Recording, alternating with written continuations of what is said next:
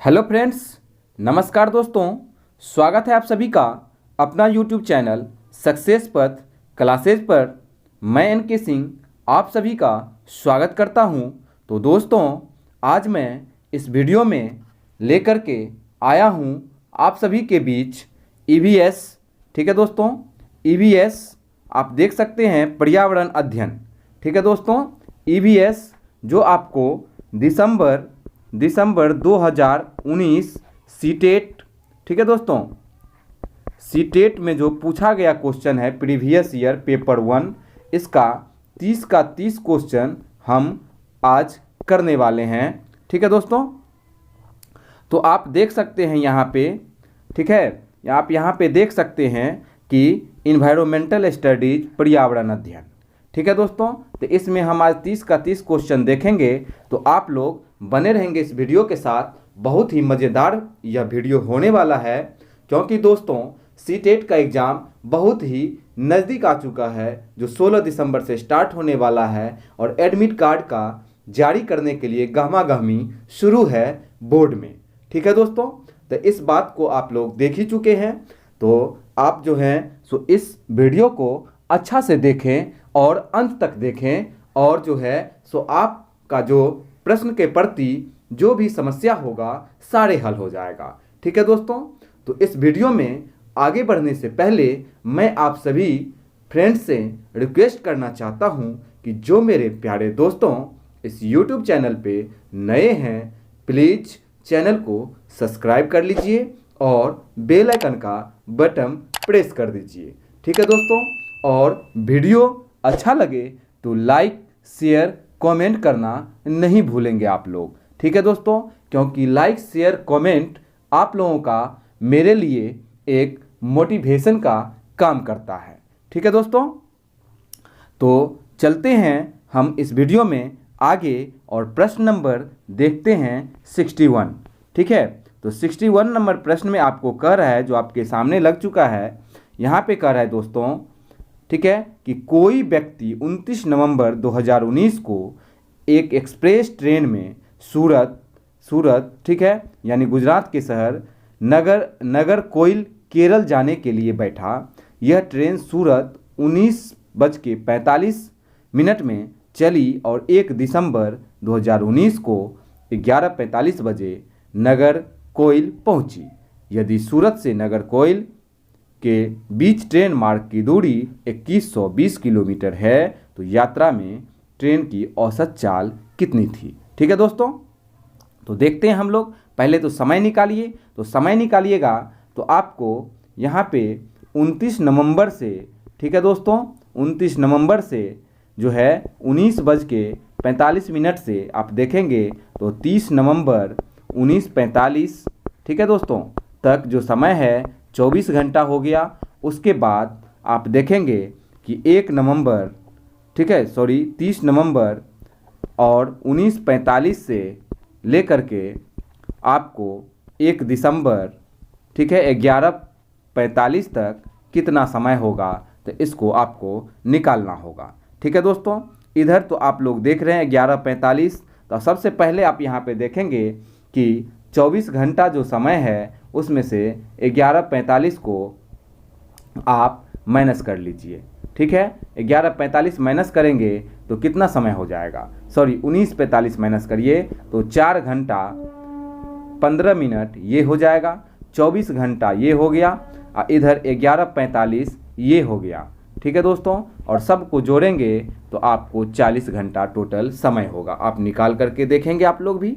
ठीक है, अब देखिए, अब यहाँ पे सूत्र होता है स्पीड बराबर, ठीक है दोस्तों, स्पीड यानी चाल बराबर दूरी बट्टे क्या होता है, समय। ठीक है दोस्तों, दूरी बट्टे समय। तो आप लोग निकालिए, यहाँ पे क्या हो जाएगा, दूरी कितना है 2120 किलोमीटर, बट्टे में दोस्तों कितना आ जाएगा, तो 40 घंटा। ये दोनों जीरो कट गया, यहाँ पे काटिएगा तो 5 चौका 20 और 4 तिया 12, तो आपका आंसर हो जाएगा 53 किलोमीटर प्रति घंटा। तो आप देख सकते हैं यहाँ पे ऑप्शन कितना नंबर, 3 नंबर। ठीक है दोस्तों, चलिए अब बढ़ते हैं आगे। अब आगे कह रहा है आपको अगला क्वेश्चन 62 नंबर क्वेश्चन है। यहाँ कह रहा है कि निम्नलिखित में से कौन अंतर्राष्ट्रीय ख्याति प्राप्त वेट लिफ्टर है। तो इसके बारे में आप लोगों को पता होना चाहिए कि कर्णम मल्लेश्वरी जो है सो वेट लिफ्टर है जो कर्नाटक की रहने वाली है।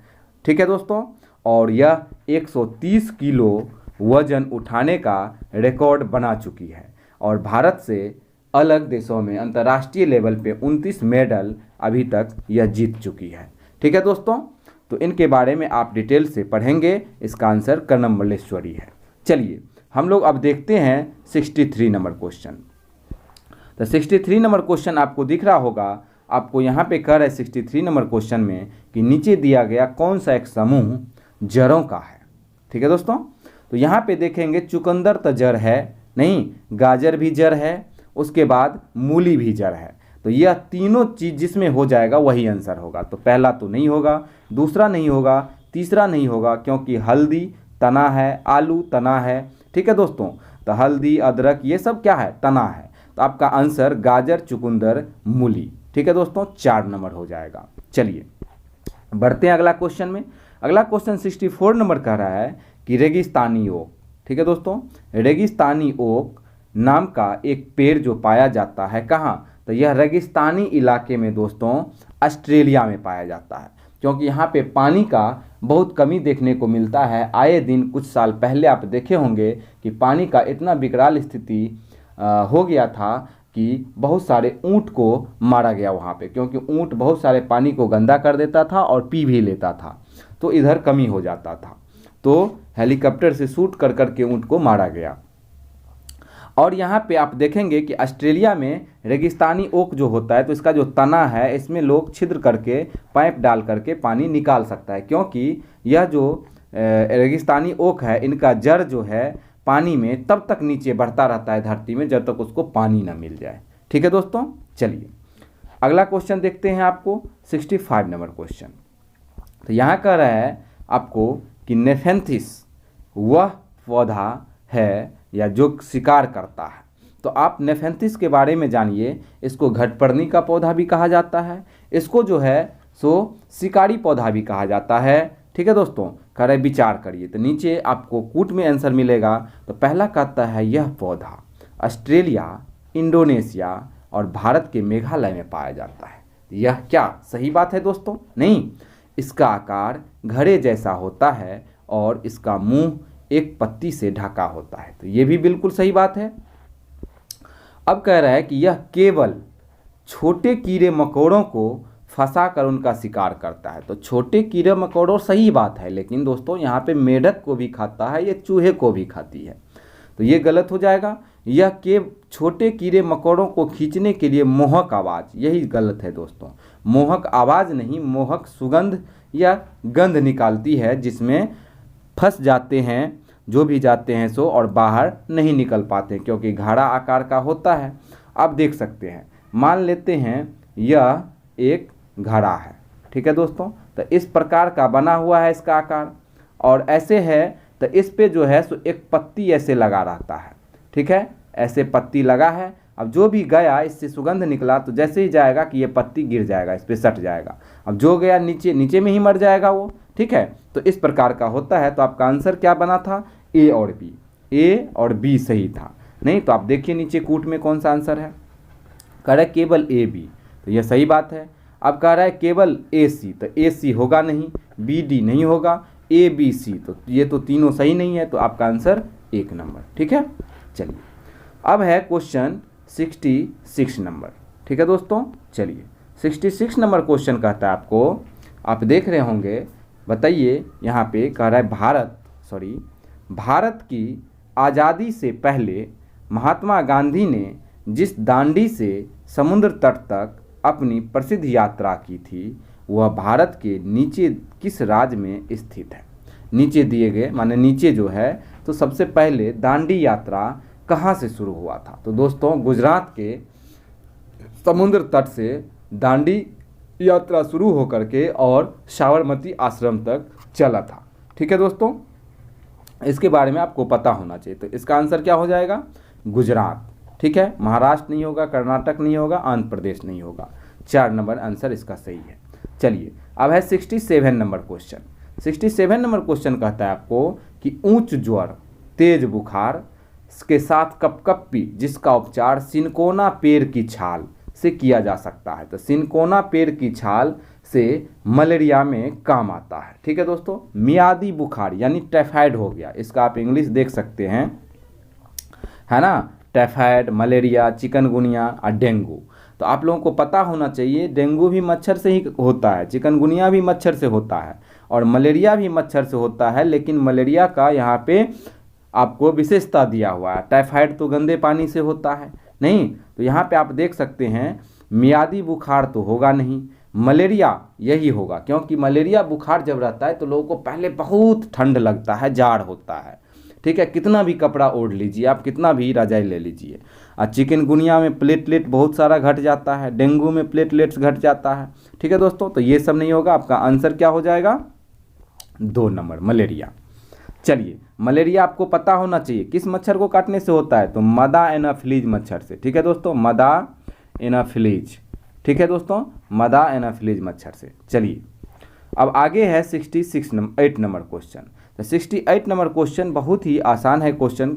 ठीक है दोस्तों, क्योंकि यह रीजनिंग बेस्ड क्वेश्चन है और डायरेक्शन से पूछा गया है। ठीक है, डायरेक्शन के चैप्टर में यह क्वेश्चन आता है। ठीक है, चलिए तो यहाँ पे हम लोग देखेंगे, यहाँ पे कह रहा है किसी डॉक्टर का घर कहाँ है, तो डॉक्टर का घर है एक्स पर, यह है मान लेते हैं घर। कह रहा है उसका अस्पताल वाई पर स्थित है, अस्पताल कहाँ है? वाई पर। कह रहा है डॉक्टर के घर से अस्पताल जाने के लिए सीधी रेखा या सीधी सड़क नहीं है, अतः डॉक्टर पहले ए पर जाता है जो एक्स के ठीक पूरब में है। इसको देखना, एक्स के कहाँ है? ठीक पूरब में। कहाँ है दोस्तों? एक्स के तो ठीक पूरब में। तो एक्स से पूरब चलेंगे तो इधर चलेंगे, कितना? तो 600 मीटर। ठीक है, अब कहता है ए पर पहुंच गया। अब कह रहा है फिर वह बी पर जाते हैं जो ए के ठीक दक्षिण, तो ए से ठीक दक्षिण नीचे चलेगा 450 मीटर। नहीं, अब कह रहा है कि दूरी पर वह है और सी पर पहुंच जाता है, तो यहाँ सी हो गया। अब कह रहा है अब कह रहा है सी पर जाते हैं जो बी के ठीक पश्चिम में है। ये है बी, अब बी से ठीक पश्चिम में है तो पश्चिम इधर चलेंगे, कितना? 120 मीटर। अब कह रहा है दूरी पर है और अंत में, ठीक है, अब आप क्वेश्चन देखिए, कह रहा है अंत में वह वाई पर अपने अस्पताल पहुंच जाते हैं जो आपका डायरेक्शन क्या था? एक्स, यहाँ से 600 मीटर, ए गया, ए से बी आया, नहीं 450, अब बी से सी पर गया। ठीक है दोस्तों, कितना? 120, 120 यहाँ से ऊपर चलेगा, कहाँ पे? तो ये सी था और यहाँ पे पहुँच गया वाई पे जो अस्पताल है इनका। अब कह रहा है यह 90 मीटर है। ठीक, अब कहता है जो घर है ये जो अस्पताल है, तो अब आपसे क्वेश्चन क्या पूछता है? अस्पताल के सापेक्ष। देखिए क्या पूछा? अस्पताल के सापेक्ष डॉक्टर के घर की दिशा क्या है? तो यह डॉक्टर का घर है, यहाँ गया, यहाँ से यहाँ आया, फिर यहाँ आया, फिर यहाँ आया, तो यहाँ पे वाई है, पहुँच गया। तो अब यहाँ पे 4 लाइन खींचिए और यहाँ भी 4 लाइन खींचिए। अब देखिए यहाँ से किस दिशा में जाएगा, तो आपको पता होना चाहिए यह दिशा है नॉर्थ वेस्ट का। ठीक है दोस्तों, क्या हो जाएगा? पूरब पश्चिम। तो आपका आंसर ढूंढिए कौन सा हो जाएगा। पूरब बोल दिए हम, उत्तर पश्चिम हो जाएगा। नहीं, तो आंसर क्या हो जाएगा? उत्तर पश्चिम, क्योंकि ये एक्स है और ये वाई है और यहाँ से जो यहाँ जाएगा कोई व्यक्ति, तो यही ना होगा, ये नॉर्थ है, ये वेस्ट। ठीक है, तो पूरब पश्चिम, फिर हम पूरब पश्चिम बोल रहे हैं, यहाँ पे नॉर्थ यानी उत्तर और पश्चिम हो जाएगा। ठीक है दोस्तों, चलिए तो 2 नंबर आंसर सही है आपका।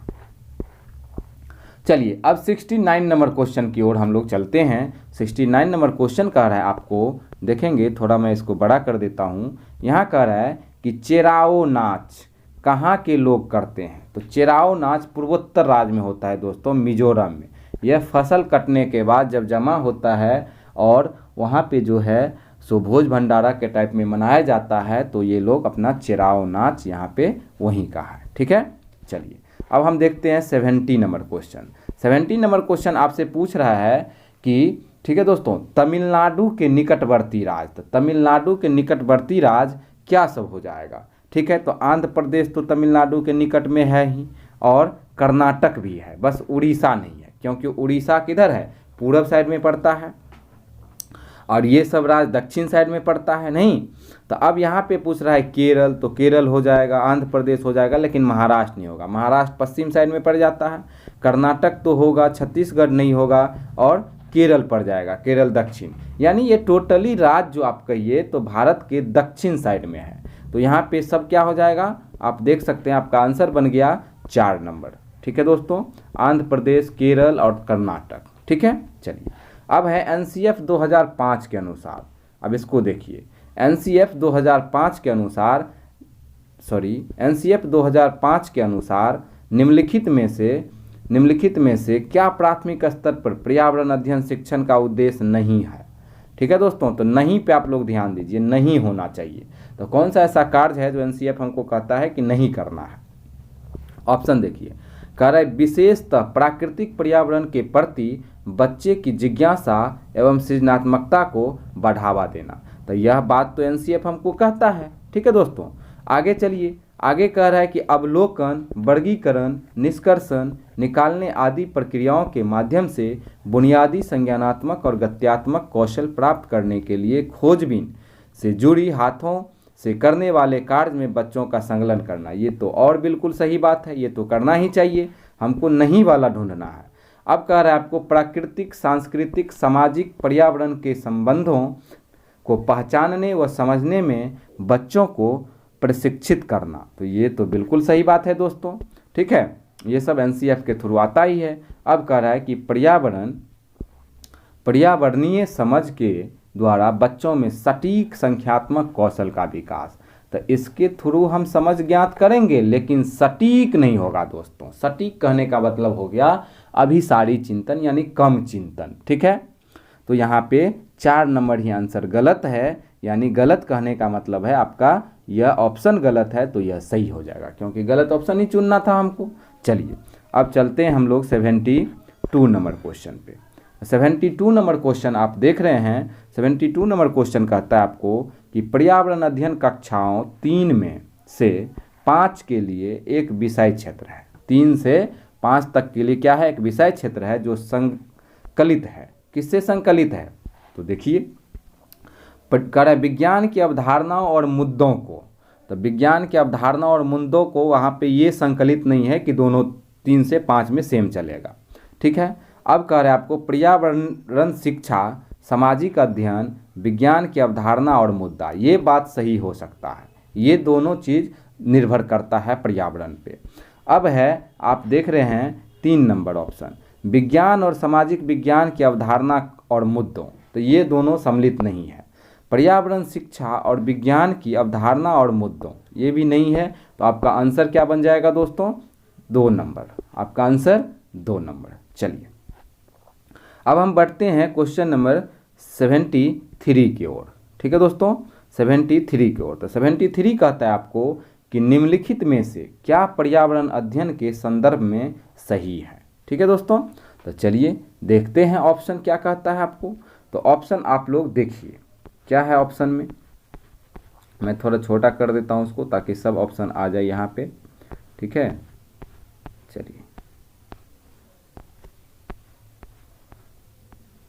चलिए ऑप्शन यहाँ पे देखिए। तो ऑप्शन क्या कह रहा है, सॉरी कहाँ चले गया क्वेश्चन, यही है नहीं। चलिए तो यहाँ पे आप ऑप्शन को पढ़ेंगे, ऑप्शन को पढ़िए। तो यहाँ क्या कह रहा है, पर्यावरण अध्ययन में एक विषय है जो 1 से कक्षा 5 के कक्षा में पढ़ाया जाता है। तो आप बताइए दोस्तों, पर्यावरण अध्ययन विषय है, ये सही बात है, लेकिन कक्षा 1 से नहीं, कक्षा 3 से पढ़ाया जाता है 5 तक के लिए। ठीक है, तो ये ध्यान रख लीजिए, क्योंकि जानकारी उनको दे दिया जाता है लेकिन बुक के रूप में 3 से। ठीक है, तो ये सही तो होगा नहीं, गलत हो जाएगा नहीं, ये गलत हो गया है ना। अब चलिए, अब अगला पे चलिए। अब आगे कह रहे हैं आपको 1 से 2 की कक्षाओं के लिए भाषा और गणित के माध्यम से पर्यावरण अध्ययन पढ़ाया जाता है। तो ये बिल्कुल बात सही है, अभी अभी हम बताए हैं। अब कहता है कि 2 और 3 और 4 की कक्षाओं के लिए पर्यावरण अध्ययन से जुड़े मुद्दों को भाषा गणित माध्यम से, जी नहीं, गलत, क्योंकि 3, 4 और 5 में तो बुक के माध्यम से इसको नॉलेज दिया जाता है। ठीक है, अब 4 नंबर कहता है 1 और 2 तक कक्षाओं के लिए पर्यावरण अध्ययन से जुड़े मुद्दे विज्ञान और सामाजिक विज्ञान के द्वारा पढ़ाए जाते हैं। ठीक है दोस्तों, जबकि ये भी गलत है क्योंकि भाषा और गणित के माध्यम से पढ़ाया जाता है। ठीक है, तो आपका जो आंसर बना कौन सा बन गया, 2 नंबर कि 1 और 2 में किसके माध्यम से, तो देखिए गणित और भाषा के माध्यम से, इन्हीं 2 सब्जेक्ट के माध्यम से बालक को पर्यावरण अध्ययन का ज्ञान दिया जाता है। तो अब हम चलते हैं 74 नंबर क्वेश्चन पे। तो 74 नंबर क्वेश्चन आप लोग देख सकते हैं, कह रहा है बच्चों को पर्यावरण अध्ययन को सीखने के लिए खोजने के द्वारा पर्याप्त समय दिया जाता है, यह इंगित करता है। तो यह इंगित किस ओर करता है दोस्तों, तो चलिए ऑप्शन ढूंढिए। कह रहा है पर्यावरण अध्ययन याद करके सीखा जाता है, तो ये कतई नहीं होगा क्योंकि पर्यावरण अध्ययन यह है कि हम बालक को बाहरी दुनिया से जोड़ करके सिखाते हैं, उदाहरण से याद नहीं। पर्यावरण अध्ययन सूचनाओं के द्वारा सीखा जाता है, तो पर्यावरण अध्ययन सूचना के द्वारा सीखा जाता है, लेकिन आपको सर्वश्रेष्ठ ऑप्शन नहीं होगा क्योंकि बालक को जो है सो उनके अनुसार उदाहरण हमको देना है। अब 3 नंबर कहता है पर्यावरण अध्ययन बाल केंद्रित है, तो ये बात सही है क्योंकि बालक के अनुसार उदाहरण पेश करना पड़ता है, और शिक्षक केंद्रित तो कभी होगा नहीं। तो अब यहाँ पे आपका आंसर क्या बन गया दोस्तों, आप देख सकते हैं आपका आंसर 3 नंबर। ठीक है, चलिए अब बढ़ते हैं आगे। आगे कह रहा है 75 नंबर क्वेश्चन, कह रहा है निम्नलिखित में से कौन सा पर्यावरण अध्ययन पाठ्यक्रम के सुझावित प्रकरणों का उपकरण है। तो कौन सा उपकरण होगा यहाँ पे बताइए। तो यहाँ पे परिवार और मित्र, तो परिवार और मित्र तो ये थीम हो गया नहीं पर्यावरण अध्ययन का। ठीक है, भोजन ये थीम हो गया। अब यहाँ पे कहते हैं हम चीज़ें कैसे बनाते हैं, यह तो थीम हो गया 6 में से। लेकिन उपकरण कहने का मतलब है कि जानवर, यह इसी थीम में से आता है जानवर। तो यहाँ पे आप देख सकते हैं, यहाँ पे जानवर हो जाएगा आंसर क्योंकि यह उपकरण है। जानवर और मनुष्य, पेड़ पौधा एक दूसरे से सब रिलेटेड में है। ठीक है दोस्तों, सब एक दूसरे से जुड़े हुए हैं। ठीक है, चलिए अब हम देखते हैं 76 नंबर क्वेश्चन। यहाँ कह रहा है कि निम्नलिखित में से क्या पर्यावरण अध्ययन के शिक्षक के द्वारा वांछनीय गतिविधि है, कौन सा ऐसा है जो सही है। तो पहला, विभिन्न कक्षाओं के बहुसांस्कृतिक क्षेत्रों को संबोधित करना, तो ये तो सही बात है, विभिन्न कक्षा अलग अलग, अब बहुसांस्कृतिक भी सही बात है। अब कहता है पर्यावरण अध्ययन की अवधारणाओं में से संबंधित महत्वपूर्ण सूचनाओं को बच्चों को देने के लिए प्रेरित करना। तो बच्चों को पर्यावरण अध्ययन की अवधारणा में से आप देने के लिए प्रेरित करेंगे नहीं। ठीक है, अब चलिए अब आगे कह रहा है पर्यावरण अध्ययन के 6 प्रकरणों का रेखीय आयोजन है। रेखीय आयोजन नहीं है, 6 प्रकरण तो है ही। ठीक है, अब कह रहा है केवल पाठ्य पुस्तकों पर आश्रित, तो ये और गलत हो गया। ठीक है, आपका आंसर कौन सा हो जाएगा, 1 नंबर ही कि बहुसांस्कृतिक क्षेत्र से संबोधित करना, ये बहुत पॉजिटिव आंसर है। अब है 77 नंबर क्वेश्चन। ठीक है, तो 77 नंबर क्वेश्चन कह रहा है निम्नलिखित में से क्या पर्यावरण अध्ययन में बच्चों के द्वारा ज्ञान की रचना में महत्वपूर्ण है। ठीक है दोस्तों, तो यहाँ पे आपको देखना है कि कह रहा है बच्चों सक्रिय भाग लेना, ये बिल्कुल सही बात है, बच्चा सक्रिय रहेगा ही रहेगा। अब कह रहा है आपको कि बच्चों के समुदाय के सदस्य, ये भी बिल्कुल सही बात है। पर्यावरण अध्ययन की पाठ्य पुस्तकें होना चाहिए। ठीक है, अब कह रहा है पर्यावरण अध्ययन की पाठ्य पुस्तकों में दिए गए व्याख्या और परिभाषा, तो व्याख्या और परिभाषा इतना इम्पोर्टेंट नहीं है जितना पुस्तक इम्पोर्टेंट है, और बाहरी दुनिया से आप जोड़ करके उसको दिखाएंगे, परिभाषा नहीं रटाएंगे। तो आपका आंसर क्या बन जाएगा, आपको आंसर ABC 1 नंबर ही बन जाएगा। चलिए, यह दोस्तों पूरा वेरीफाइड आंसर है। ठीक है, और ऑफिशियल की के अनुसार ही आंसर है। तो जो मेरे प्यारे दोस्तों इस YouTube चैनल पे पहली बार आए हैं तो प्लीज़ आप जो हैं सो चैनल को सब्सक्राइब कर लीजिए और बेल आइकन का बटन दबा दीजिए और वीडियो को लाइक शेयर कमेंट जरूर करें। ठीक है दोस्तों, चलिए आगे बढ़ते हैं हम 78 नंबर क्वेश्चन में। ठीक है, 78 नंबर क्वेश्चन आपको क्या कह रहा है इसको देखते हैं। तो 78 नंबर क्वेश्चन कह रहा है आपको बच्चों को पर्यावरण अध्ययन सीखने में प्रभावशाली तरीके से जोड़ा जा सकता है। बिल्कुल जोड़ा जा सकता है। तो किससे जोड़ा जा सकता है? यहाँ पे देखिए कूट में आंसर है, बिल्कुल है। ठीक है दोस्तों, तो यहाँ कह रहा है वृत्तांत। वृत्तांत मतलब होता है लेख, प्रलेख। ठीक है, बीता हुआ चीज़ सबको जोड़ जोड़ करके समझाना। कहानी, बिल्कुल सही बात है, कहानी से भी हम समझा सकते हैं। अब कह रहा है शिक्षक के द्वारा अवधारणाओं की प्रभावशाली व्याख्या। तो शिक्षक का जो कॉन्सेप्ट है उन्हीं के अनुसार व्याख्या। तो ये इतना ज़्यादा पॉजिटिव आपको जो है सो है, शिक्षक अपने कॉन्सेप्ट के अनुसार करेंगे लेकिन उतना भी ज़्यादा नहीं है। ठीक है, अब कह रहा है कि शिक्षक के द्वारा अवधारणाओं का प्रभावशाली प्रदर्शन और व्याख्या। तो ये लगभग में दोनों ऑप्शन एक ही जैसा है, सी और डी। तो ये दोनों नहीं होगा, आपका आंसर क्या बन जाएगा? केवल ए और बी। ठीक है दोस्तों, चलिए अब हम लोग चलते हैं 79 नंबर क्वेश्चन पे। 79 नंबर क्वेश्चन कह रहा है कि पर्यावरण अध्ययन, ठीक है दोस्तों, कि शिक्षक के द्वारा बच्चों को जानवरों का अवलोकन और उनका चित्र बनाने को प्रेरित करने का उद्देश्य क्या होता है, गोल क्या होता है, क्यों प्रेरित किया जाता है? तो सबसे पहली बात उद्देश्य होता है, यहाँ भी कूट में आंसर होगा, देख सकते हैं आप। ठीक है ना? तो यहाँ पे क्या हो जाएगा कि बच्चों में सृजनात्मकता का भावना विकास करना, ये सही बात है। बच्चों में अवलोकन करने की रचना कौशल विकास करना, ये भी सही बात है। ठीक है दोस्तों, अब कहता है बच्चों में सौंदर्यगत संवेदना का विकास करना। ठीक है, सौंदर्यगत का मतलब हुआ कि सुंदर सा। तो ये भी आपका ऑप्शन जो है सो सही हो जाएगा। तो आपका आंसर ए, बी, सी, यह तीनों हो जाएगा। ठीक है दोस्तों, तो आप ऑप्शन में ढूंढिए कौन सा ऑप्शन है। यहाँ पे 4 नंबर आपका आंसर ऑप्शन है ए, बी, सी। चलिए अब हम लोग 80 नंबर प्रश्न को देखते हैं।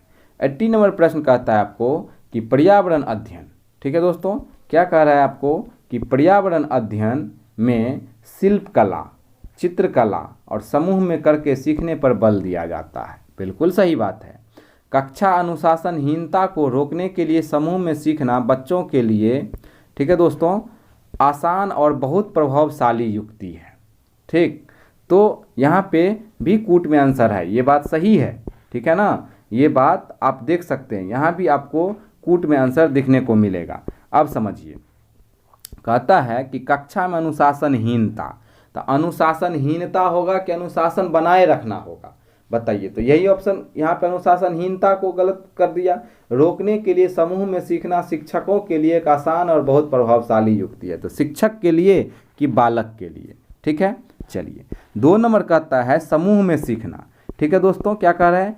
समूह में सीखना सहपाठी द्वारा सीखने को प्रोत्साहित किया जाता है। तो इतना ज़्यादा ये बेहतर नहीं है। अब कह रहा है समूह में सीखना कक्षा में सामाजिक अंतःक्रिया को बेहतर करता है। तो ये बात सही है कि अलग अलग विभिन्न समुदाय के बच्चे आए रहते हैं तो सामाजिक अंतःक्रिया बेहतर होता है। अब कह रहा है समूह में सीखना पर्यावरण अध्ययन के पाठ्यक्रम को समय पर पूरा करने में सहायता करता है। तो ये भी बात सही है। आपका आंसर सी और डी हो जाएगा। नहीं, क्या होगा? सी और डी, सी। 1 मिनट दोस्तों, यहाँ पे कुछ गलत लग रहा है। कह रहा है समूह में सीखना पर्यावरण अध्ययन के पाठ्यक्रम को समय पर, सॉरी, यहाँ पे कह रहा है समय पर पूरा करने पे, इस पे ज़्यादा ध्यान नहीं दिया जाता है। एनसीएफ कहता है कि समय पर पूरा हो या ना हो लेकिन बच्चा को समझ में आना चाहिए, ये ज़रूरी है। तो यहाँ पे डी नहीं होगा आपको। ठीक है, और ये बात जो है समूह में बालक सीखता है तो एक दूसरे से प्रोत्साहित होता है। तो ये बी और सी हो जाएगा।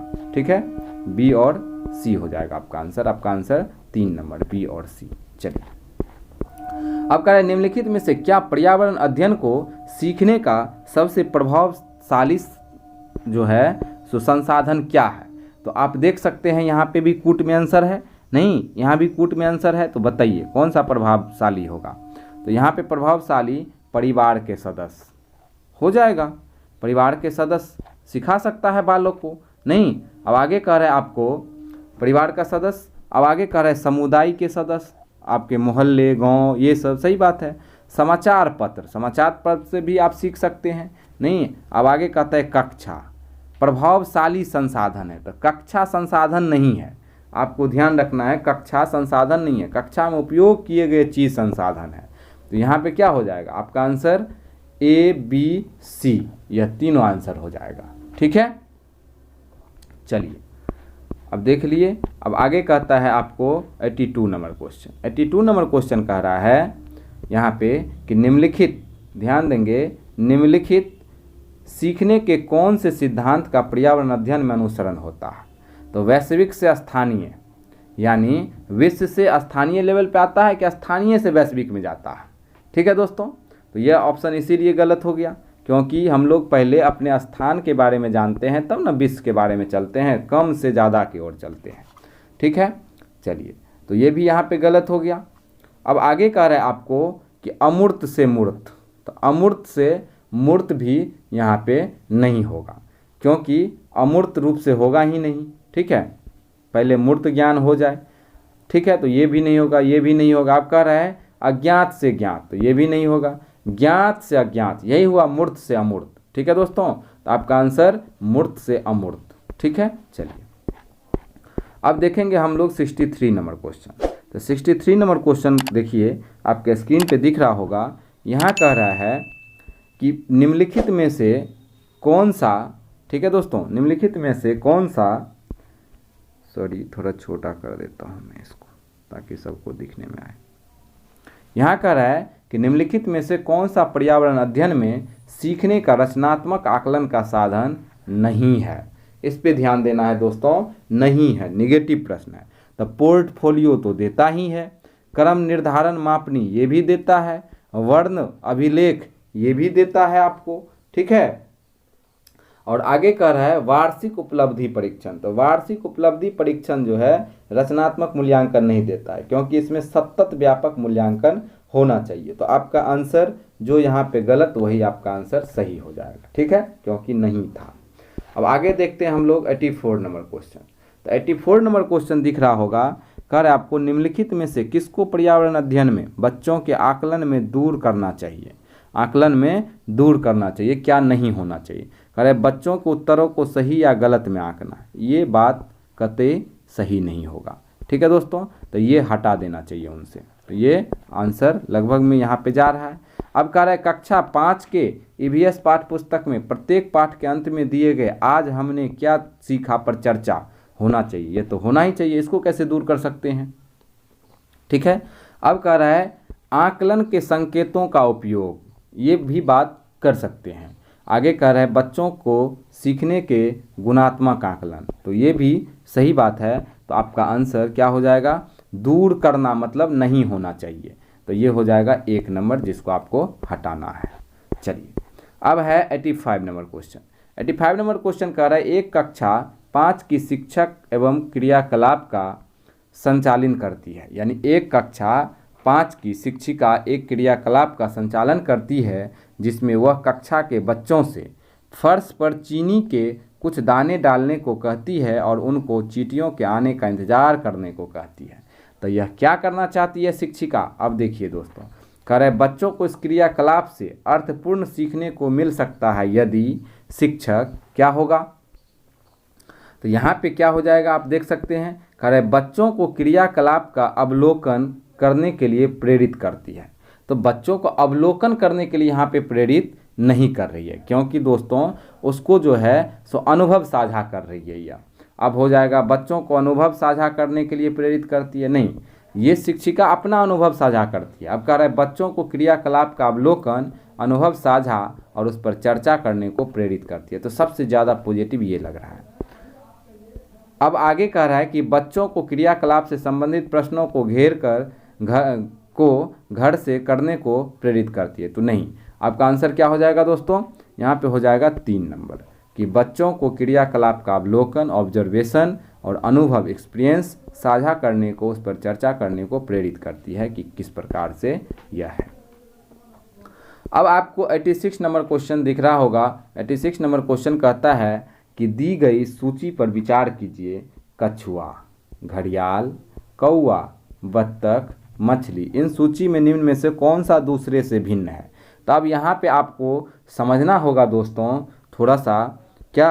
अब देखिए कछुआ जो रहता है आपको सोचना पड़ेगा कि पानी में, घड़ियाल यानी मगर, घड़ियाल पानी में ही रहता है, बत्तख भी पानी से दोस्ती है बढ़िया से, मछली भी पानी में रहता है। तो आपको कौन सा इस समूह में नहीं मिल रहा है, तो वह है कौवा, जो पानी में नहीं रहता है। तो आपका आंसर क्या बन जाएगा, क्योंकि इनसे भिन्न पूछ रहा है तो आंसर बन जाएगा कौवा। चलिए आगे कह रहे 87 नंबर में कॉलम ए और कॉलम 2 को मिलाने के लिए। ठीक है दोस्तों, कॉलम 1 और कॉलम 2 को मिलाने के लिए तो यहाँ पे आपको देखना होगा, क्या देखना होगा, तो देखिए यहाँ पे आपको सबसे पहले पूछता है कि हांगकांग।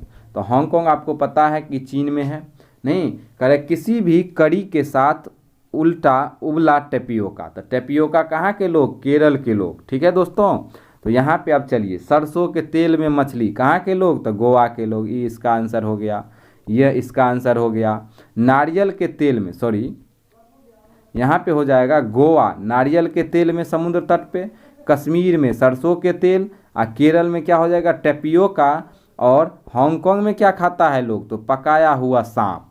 ठीक है दोस्तों, तो आपका आंसर बन गया होगा ए का 5, ठीक है दोस्तों, बी का 1, सी का 2 और डी का 3। चलिए तो आपको खोजना है, ए का क्या था 5, तो ए का 5 तो तीनों में है। ठीक है दोस्तों, ए का 5 यहाँ पे तीनों में है, तो इसको तो पहले ही काट देंगे क्योंकि नहीं है। तो ए का 5 और बी का आपके पास 1 था, तो बी के इसके पास 1 है नहीं है, तो यह आपका आंसर बन गया होगा। और सी का 2 और डी का 3। ठीक है दोस्तों, चलिए तो आपका आंसर 2 नंबर, क्योंकि आप यहाँ पे देख ही सकते हैं कि आपका जो आंसर है ए का हो गया 5, ठीक है, डी का 3, ठीक है, केरल का 1 और सी का 2। ठीक है दोस्तों, तो इस प्रकार से आपका आंसर बन जाएगा। चलिए अब हम देखते हैं 88 नंबर क्वेश्चन। कह रहा है नीचे दिए गए पक्षियों की कौन सी प्रजाति झटके से अपने गर्दन को आगे पीछे करती है। तो यह दोस्तों यह क्वेश्चन में बहुत लोग मिस किए थे, क्योंकि उल्लू जो है सो अपना गर्दन बहुत हद तक पीछे झुका लेती है, घुमा लेती है, लेकिन झटके में नहीं। झटके में कौन घुमाती है, तो मैना झटके से देखती रहेगी इधर और देख लेगी तुरंत इधर। तो आपका आंसर 4 नंबर हो जाएगा। ठीक है, चलिए अब 89 नंबर क्वेश्चन को देखते हैं हम लोग। 89 नंबर क्वेश्चन कहता है कि घरों के नीचे दिए गए विवरणों पर विचार करें।